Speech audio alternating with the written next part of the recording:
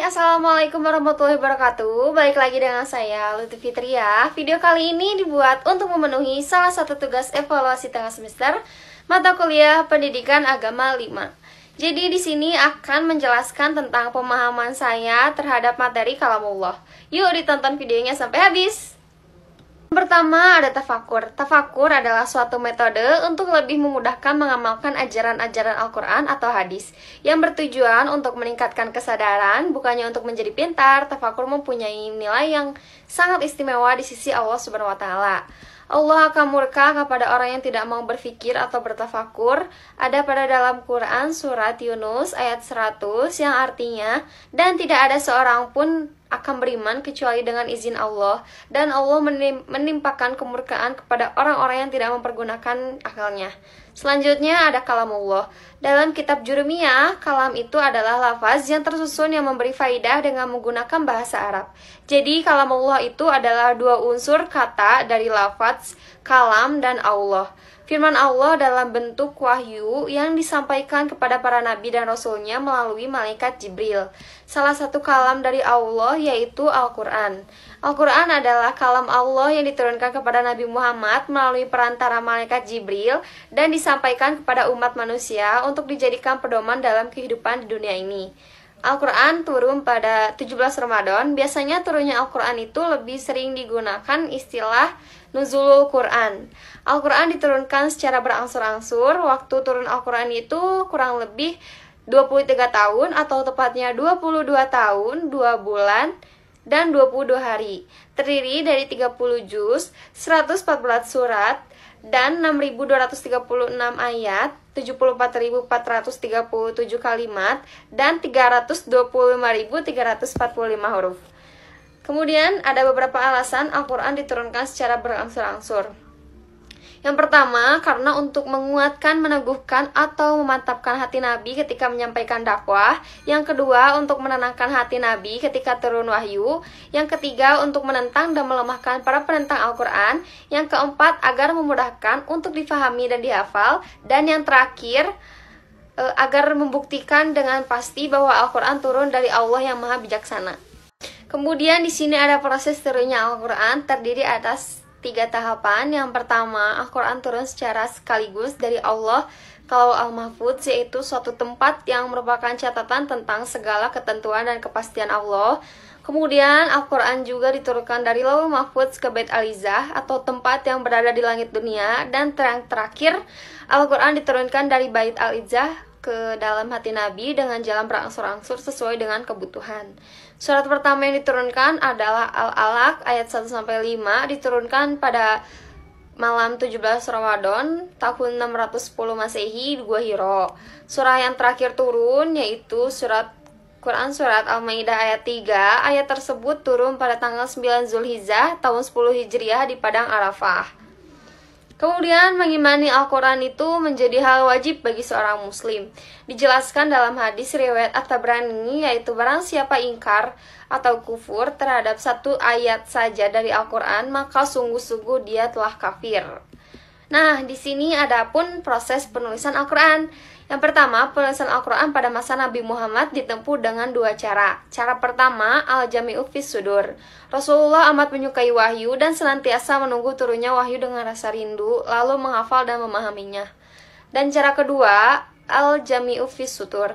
Selain dihafal, Rasulullah juga mengangkat para penulis wahyu Al-Quran dari sahabat-sahabat terkemuka seperti Ali, Muawiyah, Ubay bin Ka'ab, dan Zaid bin Sabit. Proses penulisan Al-Quran pada masa Nabi Muhammad SAW sangatlah sederhana. Mereka cuma menggunakan alat tulis sederhana dan berupa lantaran kayu, pelepah kurma, tulang belulang, dan berbagai tempat lainnya.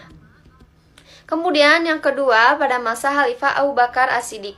Pada masa pemerintahan Abu Bakar terjadilah Jam'ul Quran, yaitu pengumpulan naskah-naskah atau manuskrip Al-Quran yang susunan surat-suratnya menurut riwayat masih berdasarkan pada turunnya wahyu. Usaha pengumpulan tulis Al-Quran yang dilakukan Abu Bakar terjadi setelah Perang Yamamah pada tahun 12 Hijriah.